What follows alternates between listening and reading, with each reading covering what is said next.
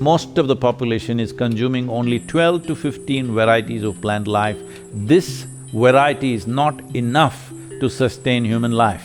If they contaminate the food by 1%, they may make billions of dollars. These are dangerous things.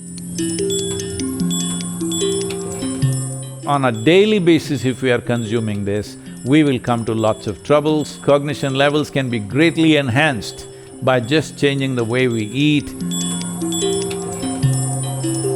Rabbits were fed with very high cholesterol food. All of them had developed cardiac issues except one group of rabbits. The cholesterol content in the food did not affect them.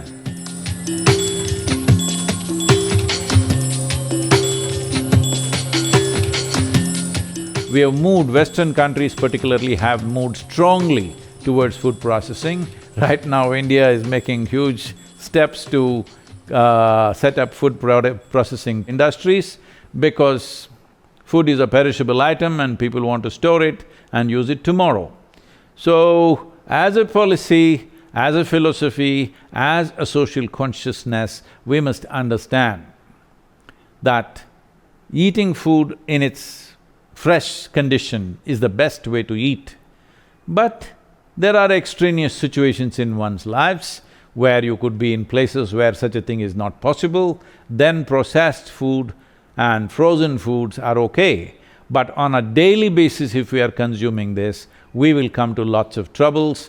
You know, in the yogic philosophy, always it's like this, if you have to eat a vegetable, it should be plucked today from the plant. Within a few hours, it must be cooked. Once it is cooked, within a maximum of 90 minutes, you must consume. You never eat old food because all living things, food is a living thing. If it is not living, it wouldn't support us. It is the basis or is the life-making material for us, it's not just another product.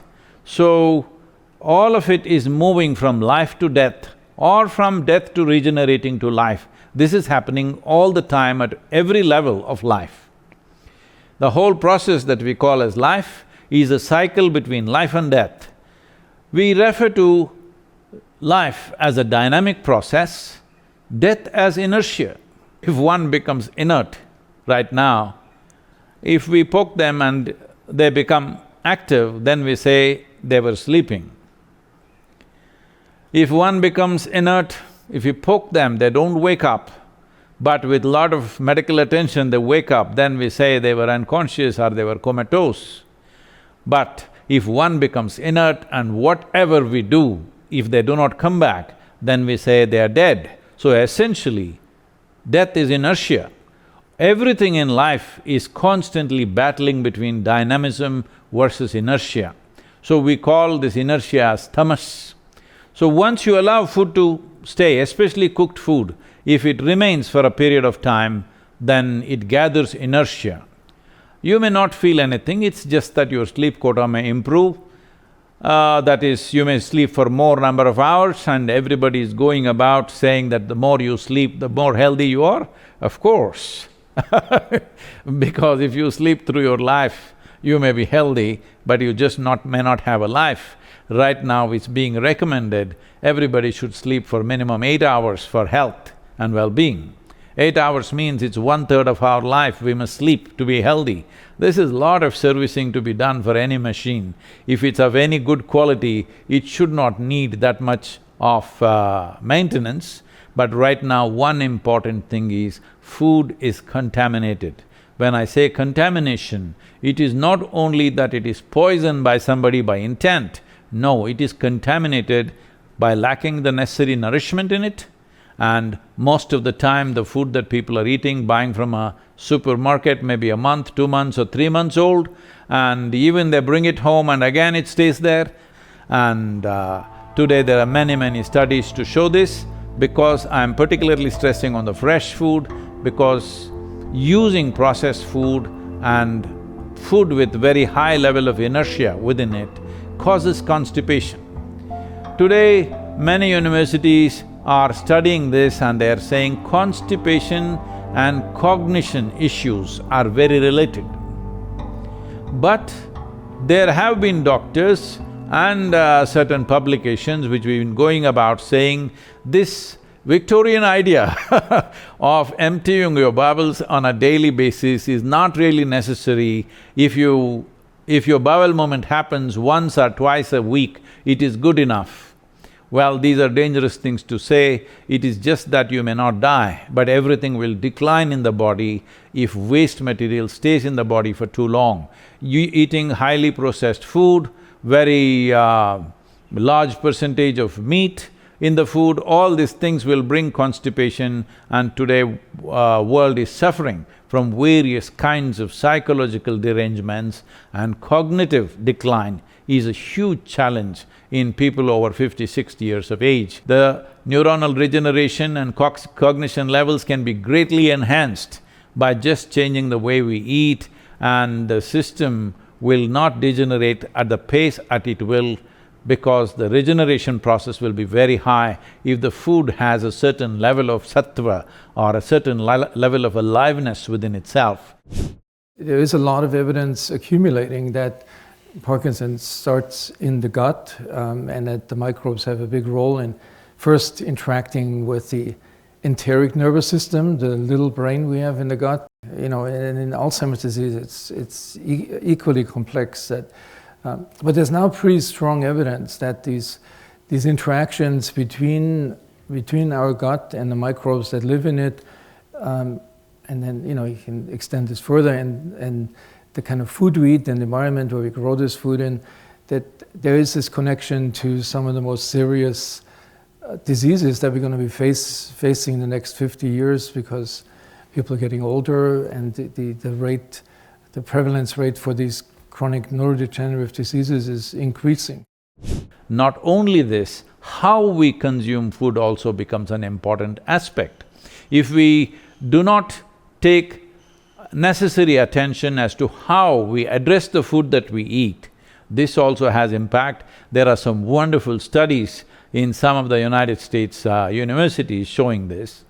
This is way back probably in mid-80s when they made this study, that different groups of rabbits were fed with very high cholesterol food. They wanted to see if they will develop cardiac problems and stuff. And when they checked them, all of them had developed cardiac issues except one group of rabbits. Then they started studying this group, what was so special about them. Genetically they were the same, in every way they were the same level of activity, but they were not affected. Then they discovered that one person who was feeding to this group of rabbits always spoke to them, whistled at them, talked to them, petted them, and then they gave these carrots or whatever else he gave. And these rabbits were happy.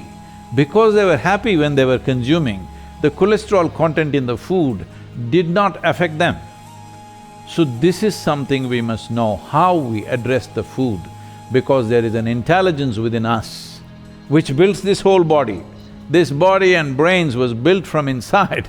The bread that we consume becomes body and brains, so there is an intelligence like this. To be in touch with that, to address everything from that reflection will make a huge difference. So what kind of food we consume, where we consume, how we are when we consume, all these things have an impact upon food. I know only some aspects of it can be handled by regulation, rest has to be by human consciousness, but the regulation part of it is equally important, because today food is being handled by massive agencies. When I say agencies, large businesses, very large commercial enterprises, where if they contaminate the food by 1%, they may make billions of dollars. When that kind of proposition is there is always a propensity to contaminate food in various ways, either by aging or by reducing the temperature at which they are stored,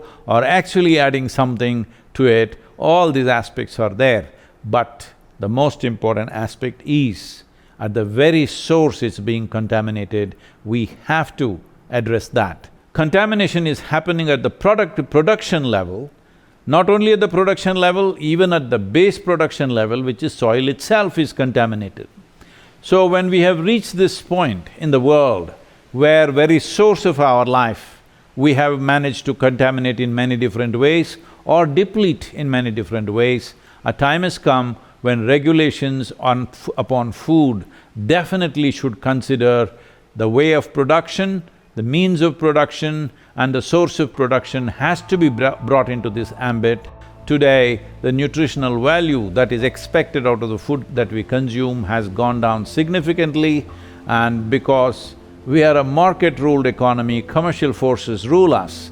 Because of this, the number of various types of species of plant life that we were consuming has narrowed down to just 12 to 15.